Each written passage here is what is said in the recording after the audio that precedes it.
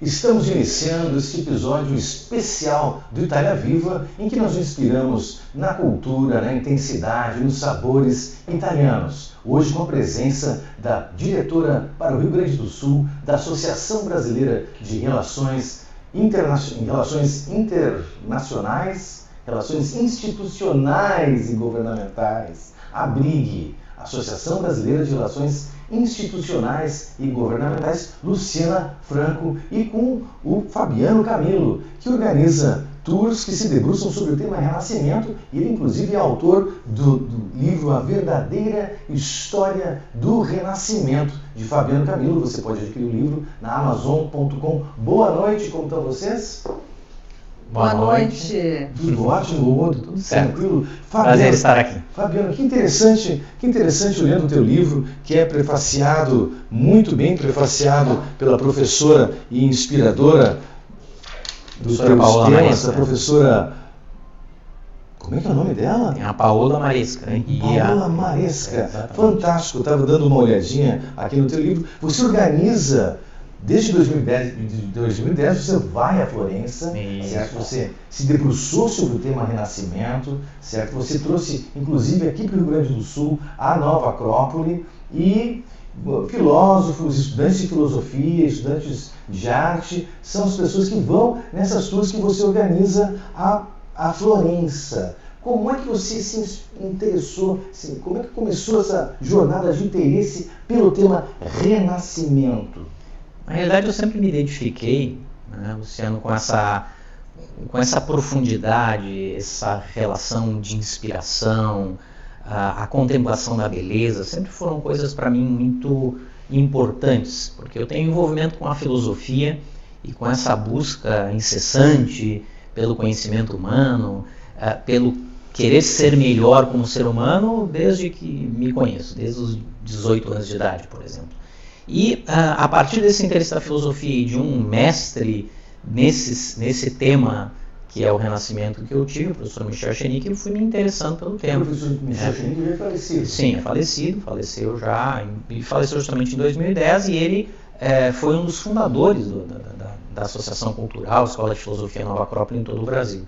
E através dessa paixão que ele também tinha pelo Renascimento, eu mesmo me interessei pelo tema, e comecei a pesquisar. Então, a partir de 2010, 2011, fiz as minhas primeiras viagens, não encontrei coisa nenhuma, até porque foi interessante quando tu colocaste, né, pessoas interessadas pela arte, estudantes da arte, são as que viajam, e na realidade, poucos, né, viajam comigo mesmo, pessoas interessadas em descobrir os valores do Renascimento e a aplicação desses valores na sua própria vida. E é possível que esses valores que surgiram há tantos séculos atrás sejam utilizados por nós hoje? Sem dúvida, né? O Renascimento, como a gente comentava aqui antes em off, ele é um movimento, ele é o berço de muitas ideias, por exemplo, inovadoras.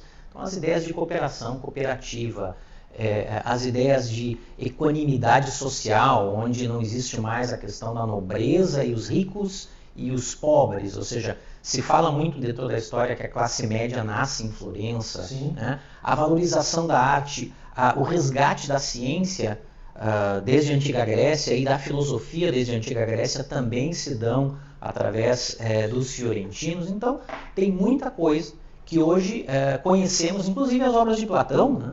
Que são grandes inspiradoras do conhecimento humano hoje e nos norteiam o próprio ideal de república e democracia, apesar de que, né, muitas vezes são falhas na sua execução, mas as ideias originais surgem com Platão, que foi resgatado nessa época. Os fiorentinos patrocinaram as traduções de todos os textos platônicos, que nós hoje temos acesso graças a esses... Se você pudesse sintetizar 3 das principais lições do pensamento renascentista, quais seriam eles? Primeiro, né, essa relação de que todo ser humano tem direito à sua liberdade. A liberdade de pensamento, a liberdade de opinião, a liberdade de trabalhar com o que queira, porque o fiorentino incentivava muito as vocações, trabalhava com sistemas das guildas, né, as guildas ou as guildas, né, que trabalhavam o quê? Trabalhavam cooperando todas as atividades profissionais e de trabalho e dando a liberdade para que ela se desenvolvesse. A liberdade de pensamento que vem com a religião, né? Ou seja, rompendo um pouco... extremamente debatido, e que a liberdade de expressão e a liberdade de pensamento. Inclusive, muitas das obras de arte da Renascença foram polêmicas, né? São polêmicas porque os modelos estão nus. O Davi... Para a gente ter uma ideia, depois de 1500 anos de história, se volta a representar nus, né? Seja em esculturas ou pinturas. Até então isso não existia. Né? Então, por quê? Porque não é pelo nu em si, não é pela sensualidade em si, é que retornam os símbolos. Sim. Porque o que começa a importar novamente na Renascença é de que o importante é o que está na essência do ser humano, não o que ele representa externamente. Falando em essência, Camilo, você é engenheiro, é filósofo, pratica artes marciais e é um amante da arte do Renascimento. Como é que essas coisas se integram na sua vida? E algumas outras coisas mais. Né? Ainda mais. Mas é que o renascentista, para ser a terceira ideia é algo que a gente conhece como o polímata. Né? O polímata é esse sujeito, essa pessoa, esse homem, essa mulher, que vai dedicando a sua vida a se desenvolver enquanto ser humano em todas as áreas do conhecimento. A gente é de uma geração, né, Luciano, que tipo assim, não, olha, tu tem que te focar em alguma coisa, faça isso bem feito, ganha vida com isso, né, e pega isso e deu. Aqui não, cara, aqui não, você vai sim se dedicar um pouco à música, um pouco à arte, um pouco à ciência, à literatura, e isso vai gerando o que se chamava do modelo do homo universalis, ou seja, do homem universal, o homem e a mulher que explora todas as suas potências de vida. Ah, mas isso então vai fazer com que tu não te foque e não consiga te dedicar bem a alguma coisa para ser alguém na vida. Não, muito pelo contrário, eles faziam tudo e faziam tudo muito bem. E aí, no meu livro, eu conto alguns segredos do porquê essas pessoas eram tão capazes e tão inspiradas em todas as áreas da vida. Eu estou olhando, inclusive, aqui no capítulo 1, sobre Lorenzo e os Medici. Os Medici foram grandes mecenas. Exato. E não existiria esse florescimento cultural intenso na cidade de Florença, não teria acontecido se os Medici não financiassem. Quem são os financiadores contemporâneos de arte? Financiadores contemporâneos a gente tem grandes grupos, né, grandes banqueiros. Por exemplo, quando a gente vai num museu europeu, a gente encontra todo o acervo próprio. Quando a gente vai nos museus americanos, como o Met, que eu adoro, quando vou a Nova York eu passo 5 dias lá dentro, porque ele é gigante, né?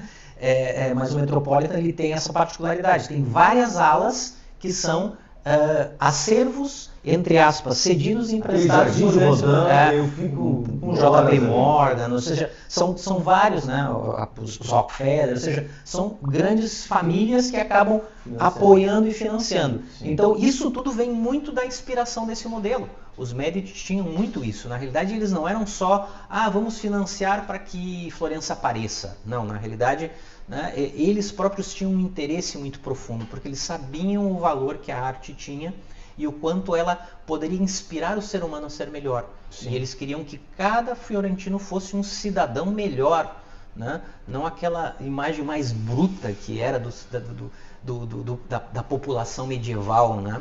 Tanto que eles rompem com a Idade Média e ingressam o mundo todo na Idade Moderna. A quantidade de obras de arte em Florença é impressionante. Na verdade, tem uma estatística de que 70% de toda a arte que está registrada na Unesco está na Itália. E Florença é uma concentração muito grande dessas obras de arte. Mas quais são aquelas que te marcam mais? Eita! É difícil? Bom, para mim não é tão difícil. Né? Para mim, são obras que eu chamo como icônicas porque elas representam algo muito profundo. Elas não são só belas na sua expressão técnica.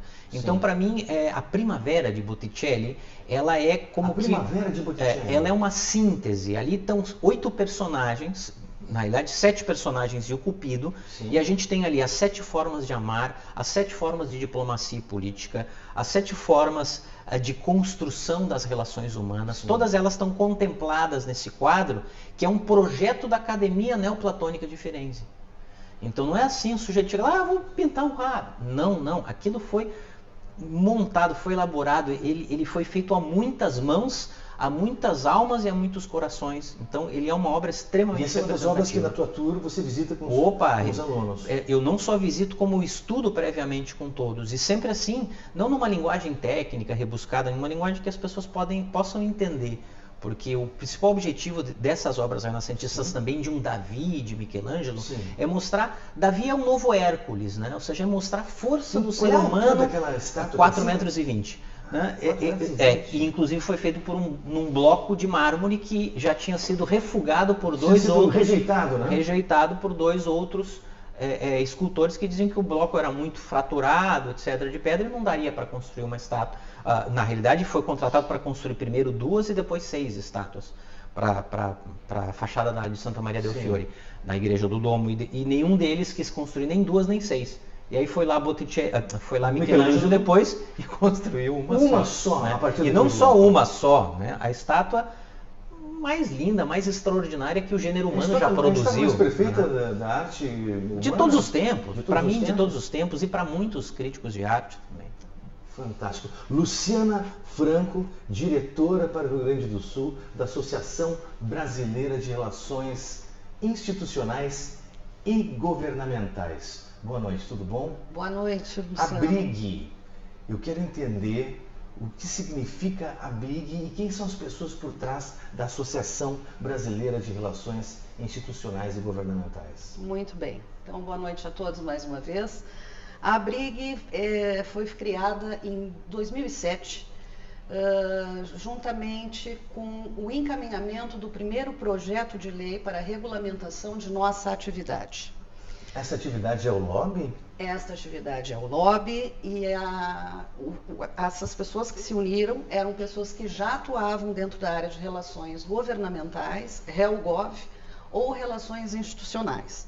Então, nós nos unimos e juntos tentamos a representatividade dessa atividade. O projeto de lei, o primeiro foi encaminhado em 2007 e somente em 2022 ele foi aprovado. Hoje a ABRIG, apesar de não... Ou seja, existe um projeto aprovado que regulamenta a atividade que nós chamávamos de lobby. Exatamente. Por que nós nos intitulamos Relações Institucionais e Governamentais? Exatamente porque o lobby ele tem um estigma muito pesado no Brasil. Ele geralmente está associado a atividades não lícitas, como carregar malas, oferecer refeições. E nós somos extremamente contrários a isso, né? A ABRIG ela tem 3 pilares, que é o diálogo, a ética e a transparência. Diálogo, ética e transparência. Exatamente. Existe isso? Existe o diálogo, a ética e a transparência na atividade de RIG hoje em dia? Sem dúvida alguma existe. Nós não podemos estigmatizar o lobby, isso é errado. Então, por isso, nós hoje nos intitulamos RIG, que é Relações Institucionais e Governamentais. Sim, estamos atuando para que esse projeto de lei seja aprovado. Por que ele demorou tanto de 2007 até 2022? Porque é um projeto que vai modificar toda a estrutura do parlamento, inclusive. Ele não passa essas boas práticas para dar essa transparência e essa luz. Ela passa não só pela iniciativa privada, mas ela passa pelo legislativo. Claro. Então, no momento que nós mexemos nessa estrutura, é uma pauta que realmente está sendo debatida há muitos e muitos anos. Hoje ela está na CCJ, está para aprovação. É um texto que não é o ideal, não é o que nós, como abrigianos, gostaríamos. Mas é o texto possível. Mas é o texto possível, exatamente. E agora ele está na fase da CCJ, que é a casa que tem essa competência para alterar como último texto, né? Ou seja, nós ainda vamos tentar fazer alguns à parte. Sim. E aí depois ele segue para sanção, Luciana, ou que tu falasse sobre relação com o parlamento. Sabe que o nosso programa é apoiado pela Assembleia Legislativa do Rio Grande do Sul, é apoiado, realizado pela Sociedade Italiana do Rio Grande do Sul e pela Casa de Escriba. E nós vamos chamar os nossos indefectíveis comerciais. Cada gota de água vale muito e precisa ser reservada. Por isso, a Assembleia Legislativa vai debater o uso racional dos nossos recursos hídricos. Ao incentivar a reservação da água, a irrigação é otimizada, beneficiando a agricultura, a pecuária, a piscicultura e a sua vida. Assembleia Legislativa. Cada gota conta.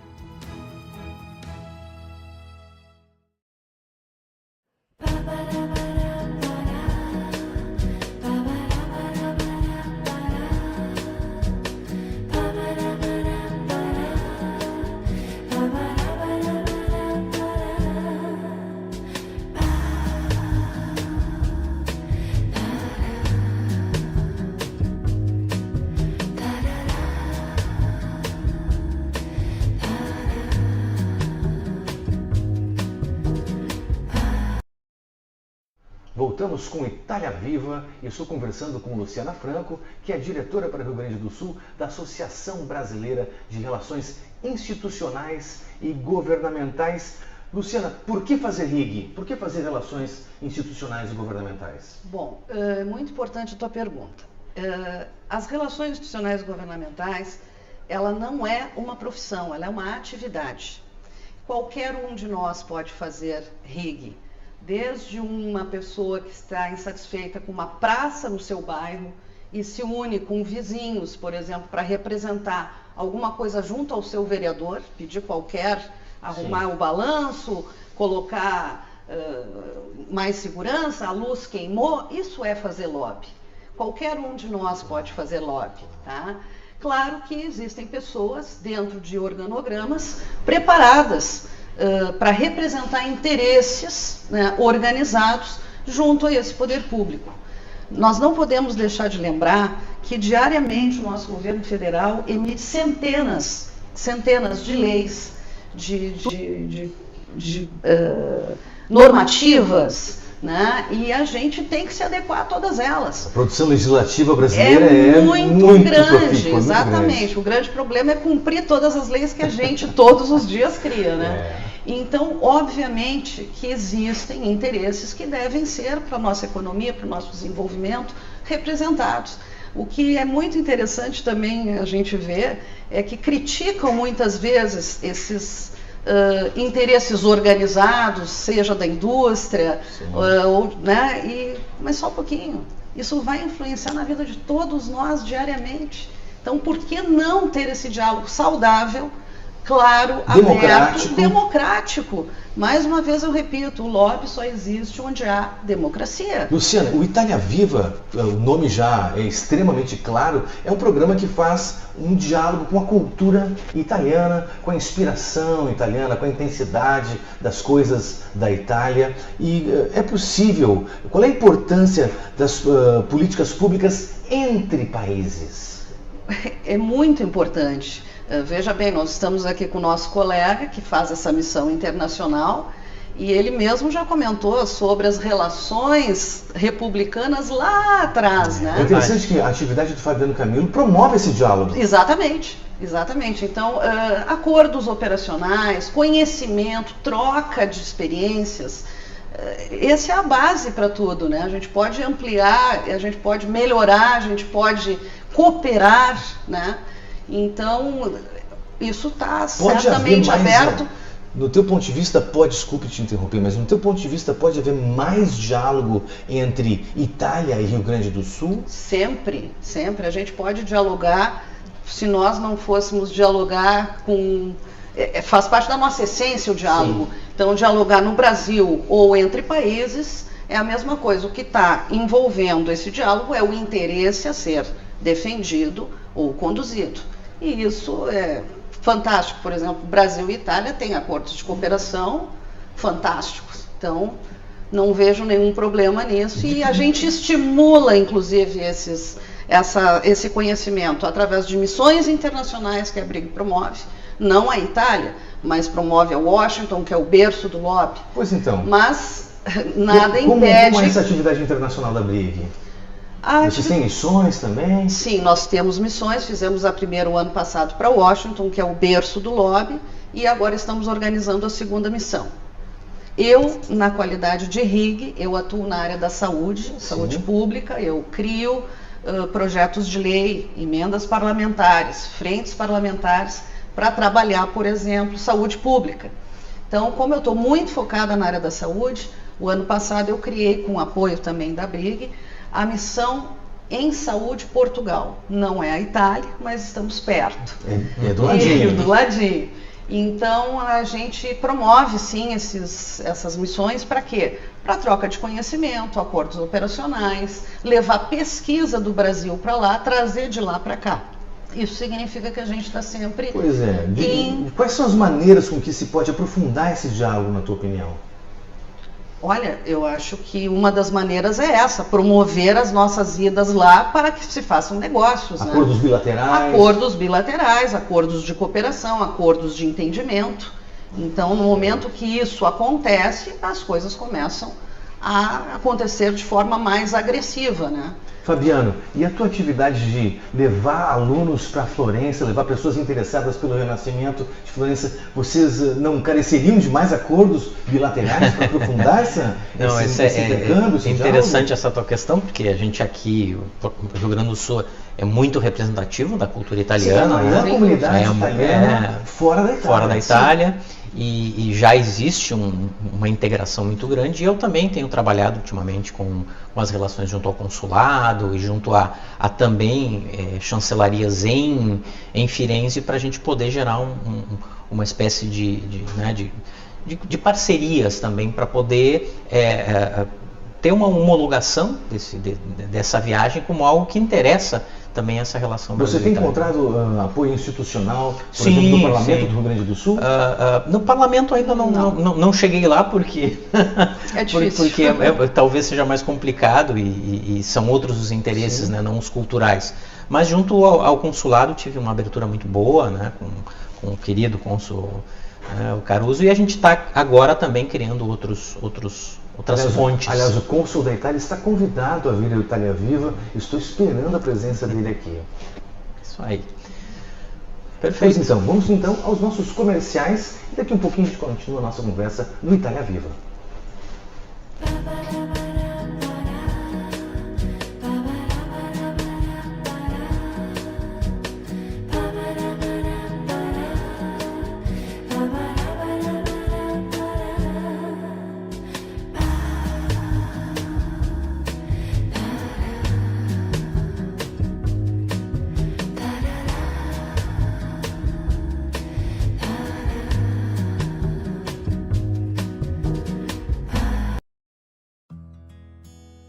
Cada gota de água vale muito e precisa ser reservada.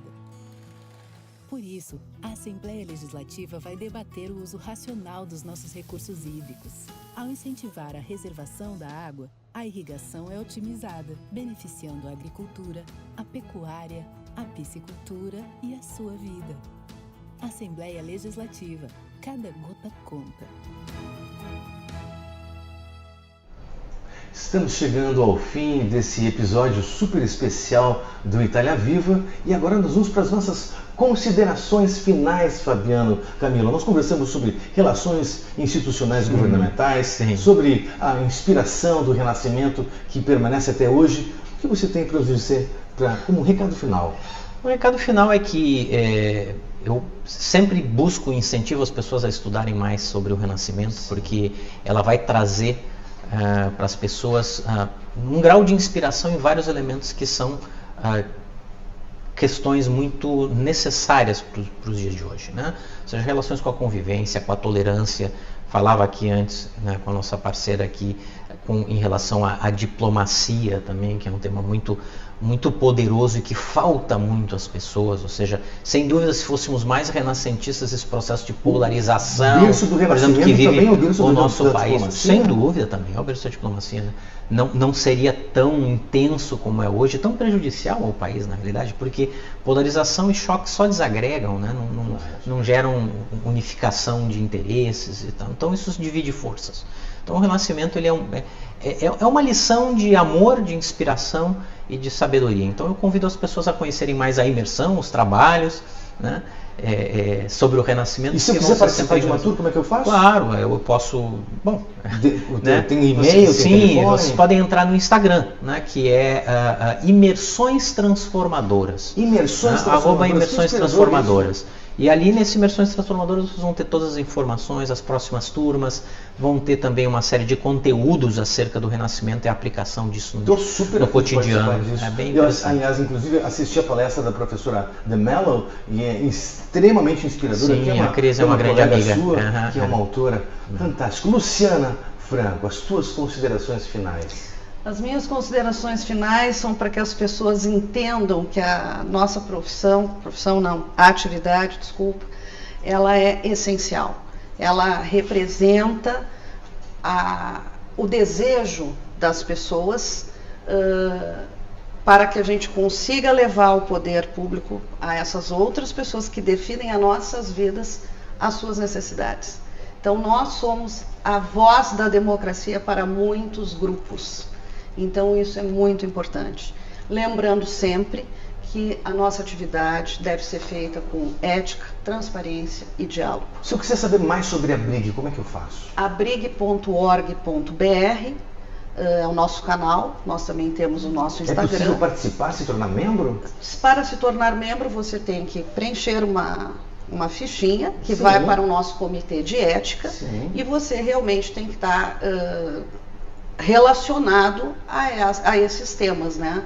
Já fazer alguma defesa de interesses ou atuar dentro da área de relações institucionais ou governamentais de alguma empresa, ou realmente querer investir em capacitação para estar preparado para poder fazer esse diálogo entre o público e o privado. Se uma empresa tem um time de pessoas que fazem relações institucionais e governamentais, pode buscar qualificação. Perfeitamente. Junto à Brig. Uma das nossas prioridades é a capacitação. Nós temos acordos operacionais, nós temos MBA, nós temos pós-graduação e muitos cursos.